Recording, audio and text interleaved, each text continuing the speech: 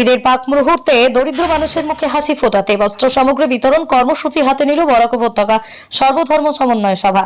বৃহস্পতিবার বিকেল 4:30টায় সুতারকান্দি মডেল স্কুলে বিতরণ কর্মসূচির শুভারম্ভ করেন অসম পরিবহন নিগমের চেয়ারম্যান মিশন রঞ্জন দাস, সংস্থার কেন্দ্রীয় সাধারণ সম্পাদক এইচ.এম. আমির হোসেন।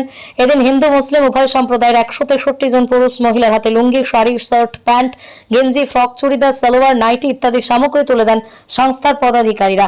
অনুষ্ঠানে উপস্থিত ছিলেন বিশিষ্ট শিক্ষাবিদ অপূর্ব দত্ত, আইনজীবী আবুল হাসনাত চৌধুরী, হাজি নজরুল ইসলাম চৌধুরী, শিক্ষিকা জয়ন্তীনাথ, হাফিজ জাবিদ হোসেন, তাপাদার খজরুন্নেছা চৌধুরী, জন্নতুল হক চৌধুরী, সুলতান মাসুম চৌধুরী, মাম্পি দাস, আব্দুল ওয়াব চৌধুরী, মাওলানা নাজিমুদ্দিন, শম্পি দাস, সালমা বেগম, সায়না বেগম প্রমুখ।